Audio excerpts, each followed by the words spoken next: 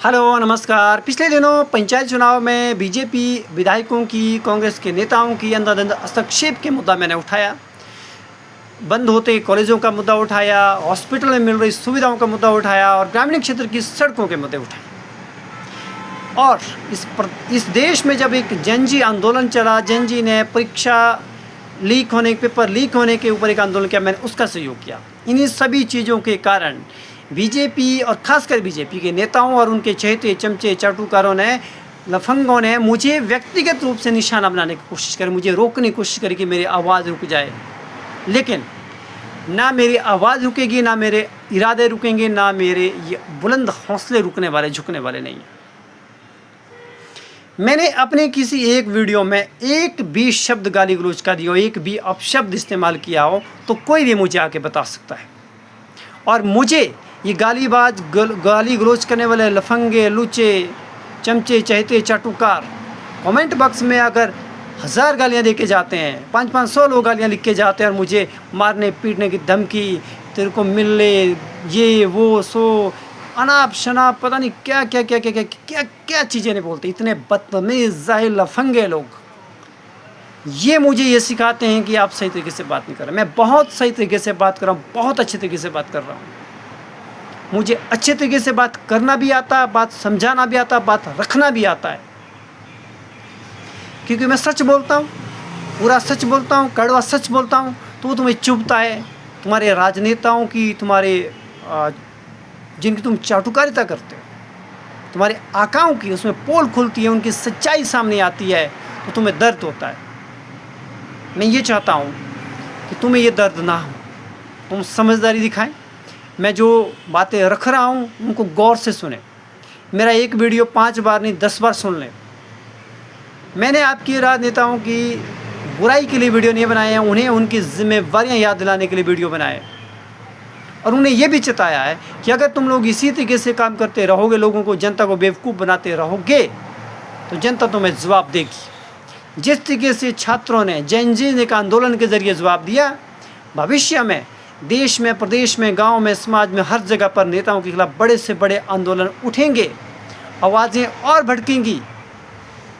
किन किन आवाज़ों को तुम रोकोगे? एक पवन कुमार को रोकने के लिए तुम हज़ारों की संख्या में आ गए, लाखों की संख्या में आ गए। एक पवन कुमार अगर नहीं रहेगा तो हज़ारों लाखों पवन कुमार जिंदा होंगे इस प्रदेश में, इस देश में नए पैदा होंगे।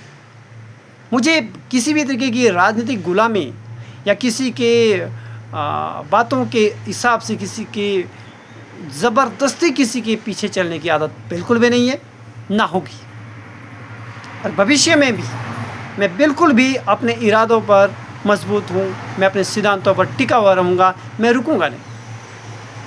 आपके नेताओं की भाषा शैली के ऊपर, व्यवहार के ऊपर, कार्य करने के तौर तरीक़ों के ऊपर बहुत फ़र्क पड़ा है। मंडी कुल्लू के आपकी बीजेपी के तमाम विधायकों के ऊपर कितना चेंज पिछले 3 महीनों में हो चुका है। और आज सुबह एक खबर आई कि मंडी ज़िला में बीजेपी के 4 उम्मीदवारों के टिकट कटने जा रहे हैं। मंडी कुल्लू में 14 विधानसभा सीटें, जिसमें से बीजेपी के कम से कम 8 से 9 टिकट कटने वाले हैं। ध्यान से सुन लो, बीजेपी के 8 से 9 टिकट कटने वाले हैं मंडी कुल्लू के ही अंदर।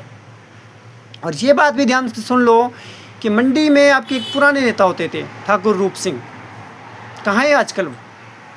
और कुल्लू में आपके एक बहुत पुराने नेता होते थे, प्रदेश अध्यक्ष होते थे। ठाकुर रूप सिंह भी प्रदेश अध्यक्ष रह चुके हैं। हालांकि कुल्लू में एक पूर्व प्रदेश अध्यक्ष बीजेपी के पंडित खेमेराम, वो कहाँ हैं आजकल? ये दोनों नेता आजकल कांग्रेस के साथ हैं। मंडी कुल्लू में जिस तरीके से बड़ी भारी जो बीजेपी के कार्यकर्ताओं की, समर्थकों की, नेताओं की फौज, वर्तमान भाजपा के नेताओं ने बीजेपी से ही बाहर खदेड़ी है। अब लाहौल स्पीति चलो, रामलाल मार्कंडे जो बीजेपी के नेता थे आज नहीं है। बिलासपुर सुरेश चंदेल होते थे बीजेपी में, आज नहीं है। जो सुरेश चंदेल भी प्रदेश अध्यक्ष रह चुके हैं। तो ये हालत हो चुकी है बीजेपी की, चाहे बिलासपुर हो, मंडी हो, कुल्लू हो, लाहौल स्पीति हो। जो भी मुख्य धारा के मुख्य नेता होते थे अपने समय में बीजेपी के, जिन्होंने बीजेपी की मतलब नींव रखी, जिन्होंने बीजेपी को उस वक्त में सींचा जिस वक्त बीजेपी के साथ कोई नहीं था। आज वो लोग बीजेपी के अंदर नहीं हैं। और ये बगावत बीजेपी की यहाँ से शुरू नहीं हुई है, घर गांव क्षेत्र तक है।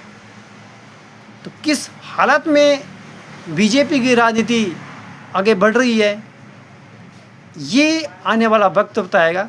बहुत ही बुरे तरीके से जो भी यहाँ पर चीज़ें और राजनीतिक घटनाक्रम घटित हो रहे हैं वो बीजेपी के लिए बहुत महंगे पड़ने वाले हैं मंडी कुल्लू में, और ये होकर रहेगा।